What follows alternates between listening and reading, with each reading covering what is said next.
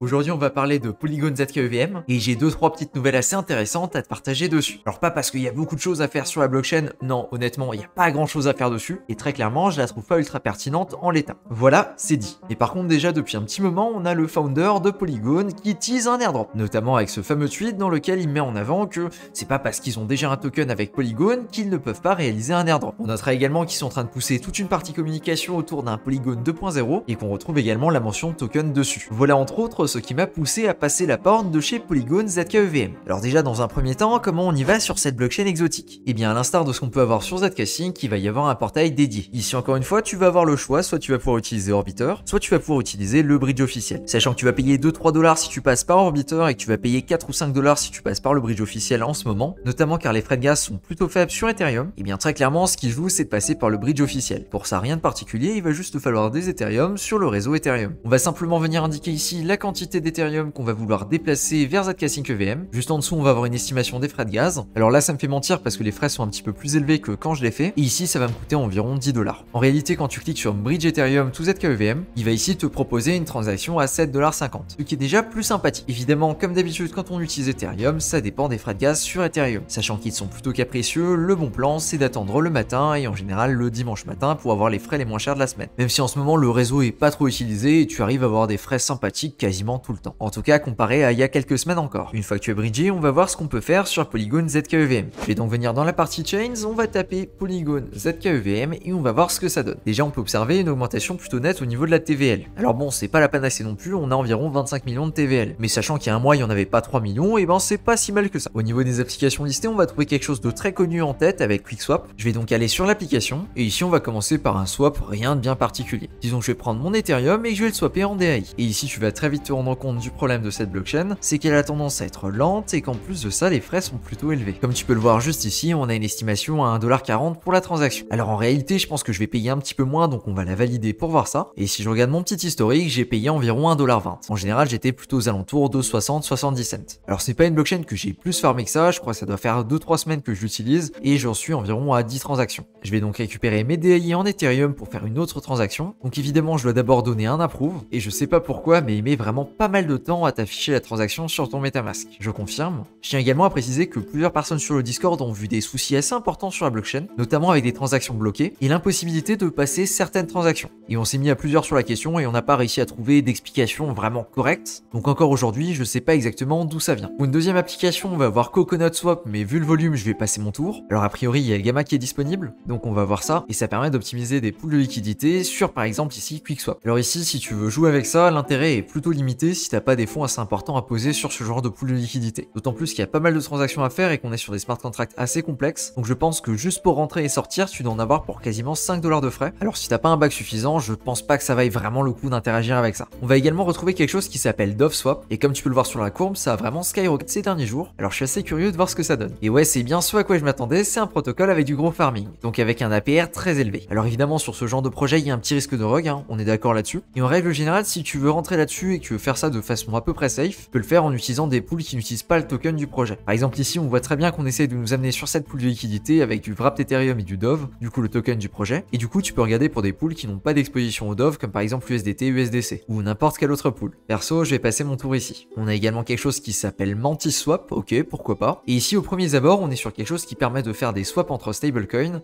avec des frais très faibles sur ces swaps-là. Ce qui peut être assez intéressant si tu veux générer du volume sans que ça te coûte un bras au niveau des frais. On parle ici des frais qui sont payés au projet et pas directement les frais que tu vas payer comme frais de gaz. Et globalement, tout ce qui est en dessous, ça va être des positions là où il n'y a pas 1 million de TVL, donc c'est vraiment des trucs de dégénérés. Alors j'ai regardé l'un ou l'autre et finalement, quand tu vois ce genre de charte, effectivement, ça inspire pas plus confiance que ça. On se demande pourquoi. Du coup, ouais, en l'état, il y a vraiment pas grand chose de très intéressant à faire sur cette blockchain. Je n'ai d'ailleurs pas encore vu de VE33 qui pointe le bout de son nez, mais ça par contre, si ça sort, c'est quelque chose qui m'intéresserait. En tout cas, pour rentrer et sortir assez rapidement. Globalement, ma stratégie sur Polygon ZKEVM, elle est pas très compliquée, c'est juste de faire quelques transactions par semaine. À savoir que la blockchain est environ live depuis 2 mois et demi, ça peut être intéressant de commencer à se construire un historique dessus. Voilà donc pour cette petite vidéo que j'avais repoussée à plusieurs reprises. Merci à toi de ton attention et sur ce, je te dis à plus pour une prochaine. Ciao.